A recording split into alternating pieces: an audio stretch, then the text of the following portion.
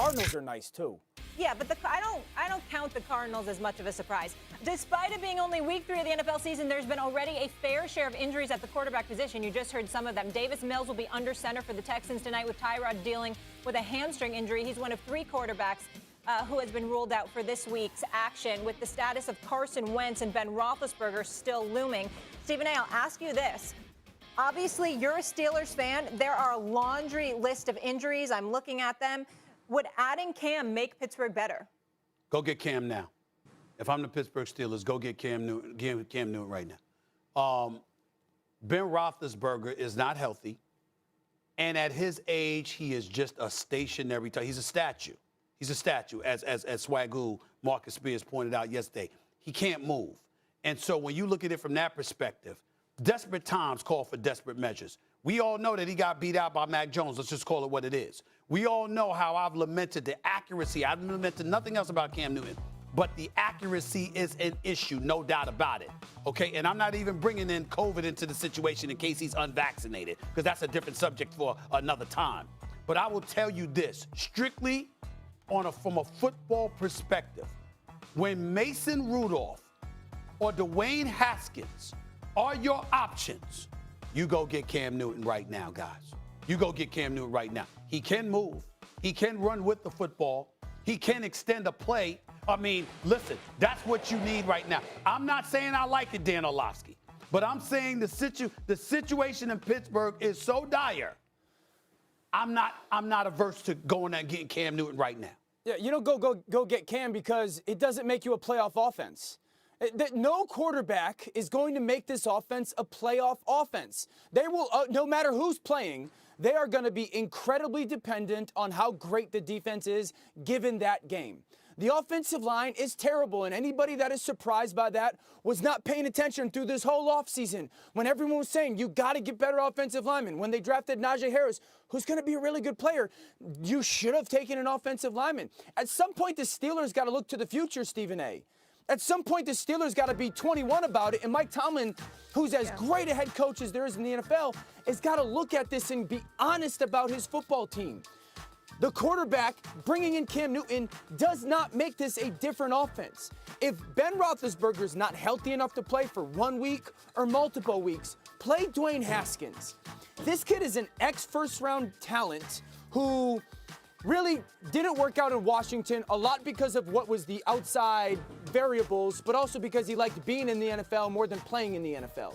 Your option is play Dwayne Haskins, see if he's realized this is his last opportunity.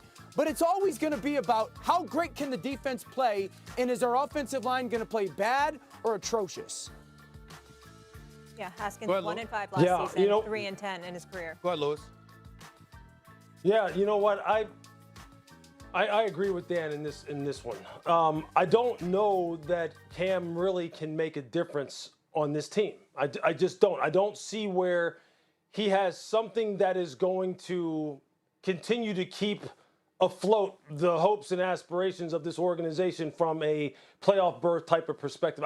And look, if Ben is healthy, obviously they're always going to have that hope. They're always going to have that, in the back of their mind that they can still contend for a playoff berth because he's Ben Roethlisberger, because he's been there for so long, because he knows this system, he knows these players, he's their leader, he's a surefire Hall of Famer. I don't believe that Cam necessarily continues that. And I think Cam would just be so far behind the 8 ball that I just don't think this offense in any way can expand in such a way that he would be able to elevate them in any way, especially given the limitations that they have on the offensive line. It's a limited offense right now, and they are going to need to rebuild this, and they are going to have to look to the future. And I think Mike is already doing that with the signing of Dwayne Haskins. I do believe they need to find out. And you know what better time to find out what exactly you have, although Steelers fans aren't going to want to hear this. Steelers fans don't look at any season as being a throwaway season. I know you don't. But you know what? It's too early for that. I also don't believe that Dwayne Haskins is just a throwaway. I don't believe that, and I don't believe Mike Tomlin believes that. This is just a bad season for them. Take it from a Giants It is. fan. It's a bad season for them. See, this is the problem. First of all, they're 1-1. They're not 0-2 like the Giants. And secondly, and more importantly, I'm about to sit up here and give my man Lee Fitting, who oversees the football coverage for ESPN, with these astute, exceptional NFL analysts that we bring on our show, and then Louis Riddick, the voice of Monday Night Football, utters that stuff. Now, this is the man that should have been the GM of the New York Giants. How you feeling about that right now, New York Giants? Well, You he's should have hired him actually instead objective, unlike you. So we win. Coming from his we head, win. not his And heart. he was doing exceptionally well until that take about my Steelers. Exceptionally Oh my well gosh. until that. Stephen A, have You you- got a better it's chance about with the- Cam Stephen A. than you do with Mason You know what? Rudolph Where is it? and Dwayne Haskins. Come on. Where's my list? Have you seen this But I injury think, list? look, Have you seen Give it to this? me. Have you seen the Give it to me, names? Molly. There's There's 9 just so big many- names on there.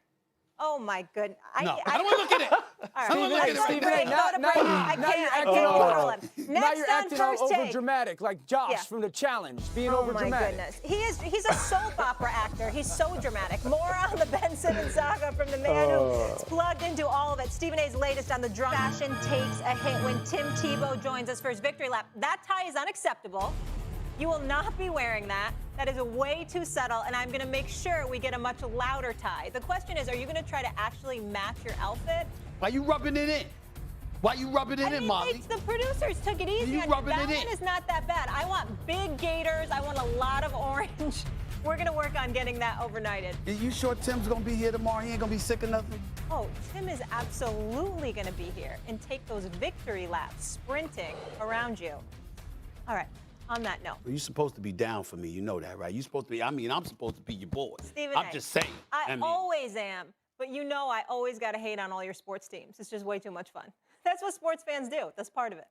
Yeah, it's going to be a rough day. Are you going to go orange shirt? What are you going to do with that? I have no idea, but I know he got me, though. He told me they Yeah. were going to be. You were wrong. Florida shocked the hell out of me. They really, I wasn't joking there. Yeah. I really expected them to get robbed. Yeah. I was laughing when they were down 21-3. I said, I just need one more score. It was the first quarter. How am I supposed Listen, to know? Florida They're going to has get got to outscored win the 26-10 the game. last 3 quarters. I can't believe it. The bet was 3 touchdowns. They could have won that I thing. honestly was being actually nice. I actually was going to predict they were going to lose by 30. That I was was nice. that confident. Florida showed me something. I got to stand down. The Florida Gators, they showed up. I was very impressed with them Me too. last Saturday. I really was. And I watched that whole game with the Cheshire cat smile. Tonight, Sam Darnold and the undefeated Panthers travel to H-Town, hoping to shut down Davis Mills and the Texans and move to a perfect 3-0 Mills. The third-round pick out of Stanford steps in for Tyrod Taylor, who's out with a hammy. Carolina has had solid quarterback play from Darnold. Obviously, Christian McCaffrey is a beast, and their defense is for real. Let's take a look here at some undefeated teams through the season's first 2 weeks. These squads have a couple notable similarities, one being they all missed the postseason during the 2020 season. Always parity in the NFL. Louis Riddick joining us now. Dan obviously is still here. Stephen A., what surprise 2-0 team are you buying the most? I'm buying the Carolina Panthers. I really am. Now, don't get me wrong. Let me pump the brakes just a touch because Mr. Chippendales is in the house. He's blessing us with his presence because he's wreaking havoc on Monday Why do Night you Football. all always hate on him? I think I'm Louis just looks saying, clean. he always got the collar open, trying to look like the Mac Daddy, the Louis, whole do bit. you? But he's earned it. He's got a beautiful family, of course. And by the way, he's doing phenomenal job on Monday Night Football. Love listening to you. But here's the deal. Okay? The Carolina Panthers, I will bow down to this. They did play the Jets, okay, week 1, and we know how anemic their offense has been. Yeah. We were all shocked at what they did to New Orleans based on what we saw against what New Orleans did against Green Bay. The Carolina Panthers have the #1 defense against the run, against the pass, in yards allowed, in points allowed. They're #1 across the board. And oh, by the way, they got 10 sacks in the first 2 games. 10, okay? So I'm looking at them and I'm saying, damn, Sam Darnold, he completed about 66, 68% of his passes. I'm looking at DJ Moore and Robbie Anderson. They could play. And how many times do I have to say? And put the 3 of us up on the screen, please, because I want to look at Louis Riddick and Dan Orlovsky when I say this, because I've said this about Christian McCaffrey before, and I'm going to say it again. Ladies and gentlemen, it's damn near reverse discrimination. If this brother were black, we'd be talking about him more. I mean, this dude is special. Yeah. Special, okay? Running the football, catching the football out of the backfield. We know what he did coming out of college at Stanford. Christian McCaffrey is a special, special dude. And the combination of all of that stuff, I'm looking at them, I'm saying, wait a minute. This is an upgrade. We love what Teddy Bridgewater is doing in Denver. He didn't look like that in Carolina. They didn't have anybody else that looked like that in recent memory in Carolina. I'm looking at Sam Darnold right now. Looks like a damn good, decent quarterback. And Matt Rule just seems to know what buttons to push. The man seems to know what the hell he's doing. Now, it's still early, but when we talk about a team that I'm buying, I'm looking at you and you got defense.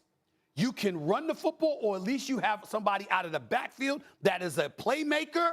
Okay, you got some of the wideouts outside the numbers that can do some things. And you got a coach that knows what the hell he's doing. I like it. Carolina's my choice right now, guys, in terms of the surprise 2-0 team I'm buying the most. I'm going with the Denver Broncos. Yeah, Go ahead, Lewis. Yeah. I was just going to say, look, I don't disagree with you, Stephen A. I agree that right now Carolina has looked very good. And you could tell, like, when I was down in the Senior Bowl with Matt Rule last year, you could tell this is a special dude. He's a special dude as far as a leader is concerned. And he's special in this regard. Forget the X and O part. Just the ability to communicate and get the best out of his players and really connect with them and teach them. He's special. But I'm going to disagree with this. I'm going to disagree on which one is I'm buying the most. And look, some people are going to say I'm a homer. I'm going to say this, though.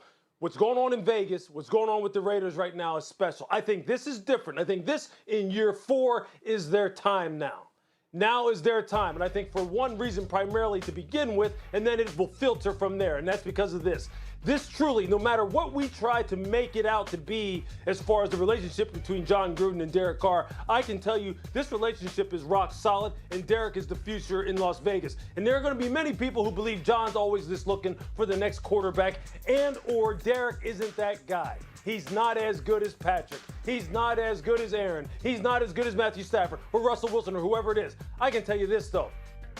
This guy right now is in contention for MVP in the league after 2 weeks, if you want to start having that conversation.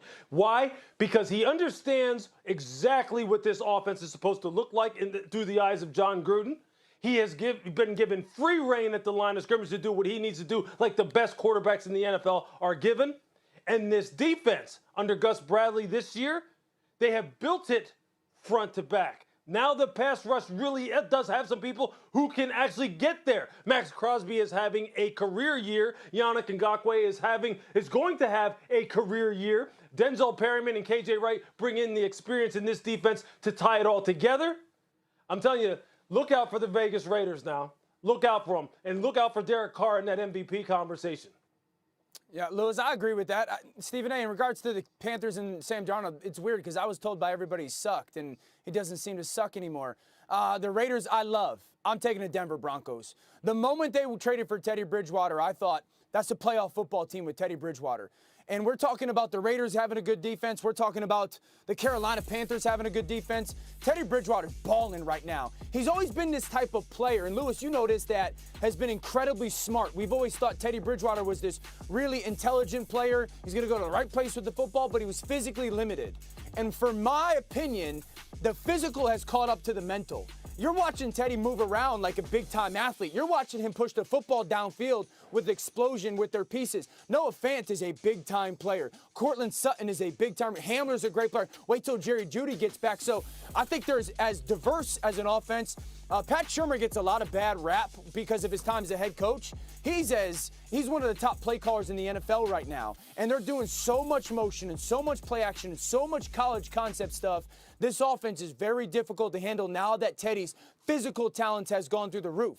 But their defense, as good as I love Carolina's defense, dude, their defense is so good. Patrick Surtain has become an elite player for their defense. They will hit you. They're fast. They can play man coverage. They can get after you. And, Lewis, I'd love to get your opinion on it because, like, for me, that's the difference between the Broncos defense and the Raiders defense is when you need to play man, because at some points you do, I feel like they can do it, and I don't really believe that the Raiders are there yet. Okay, hold on. Before Lewis chimes in, let me jump on to both of y'all before he answers this question. You football aficionados and stuff like that. And it's legit because y'all are, and I give that to y'all, but that doesn't mean I can't get on y'all, the reporter extraordinaire that I am. First of all, I never said Sam Darnold sucked. I said that about Adam Gase. Let's be clear, I Dan never said you Orlovsky, said and that, I Stephen stand A. by that. So you on this show enough to know you never heard me say that about never Sam said Darnold. that. I said Adam Gase, who showed up to his press conference high, as far as I'm concerned. Just an opinion. I don't know for a fact, but damn it, he looked high, okay? That's why he out of a damn job now, because the Jets played like they were high under his stewardship. Now let's get to you, Louis Riddick. You bring up the Raiders. I'm going to ignore the MVP conversation about Mr. 61 QBR Why? that is It's Derek real. Carr. It's I'm just real. going to ignore that for a moment. I'm going to ignore that for a moment, okay? I'm going to ignore that for a moment. When you look at the Raiders right now, we can't take into consideration that week 1 against the Baltimore Ravens, you're decimated at the running back spot because all your running backs came down with ACL injuries. I know you had Latavius Murray who scored a touchdown in that game, but nevertheless, he had just arrived here 3 days earlier. And then last week against the Pittsburgh Steelers, don't get me started with the offensive line, can't block it. They couldn't block us, okay, right now. That's how bad the offensive line is, okay? That's your they can't squad, protect- though. I'm just saying, and I'm very hurt by saying that, but I'm real. I'm not happy with what I'm seeing from the offensive line. They can't run block. They can't protect the quarterback, okay? And, oh, by the way, you had T.J. Watt go down with his groin injury, Highsmith as well. So we just going to ignore that about the Raiders? We just going to ignore that, Lewis? No, we're not You going didn't to bring it up? ignore it. We're not going to ignore it. But in the same vein, look. I mean, who did Carolina beat? Carolina beat the Jets, whatever. And Carolina beat New Orleans, who were missing half of their coaching staff. Okay. So what? The players were there. I mean, No, so defense. but They're you missing picked a lot of them. defensive players, But too. you picked them. But hey, you know what? And let me just say this. I'm a believer in Carolina. And I will say this about Sam, too. Look, I'm with Dan on this. I believe, look, you know how much I believe surroundings help dictate player performance. Okay. You know how much I believe surroundings help dictate performance, period, across Okay. any industry. Yeah. Any. And this is an indictment on the previous regime of the Jets. There is no question about that. This is an indictment on them. Not Sam, on them. I agree. Also, it brings some shine to what's going on down there in Carolina and how they have built this football team. Look, 2 years ago when they spent all those draft picks on that defense, over the past 2 years, the draft picks that they have spent on defense, they are all balling. No question. I can't the wait to see Panthers them defense play has been a higher unreal. level of competition because I think they're for real. No All right, doubt. Three guys, Don't three different discount my answers. Raiders. Let me just say this, though. I'm looking at the schedule. The Dolphins are at Raiders, no 2.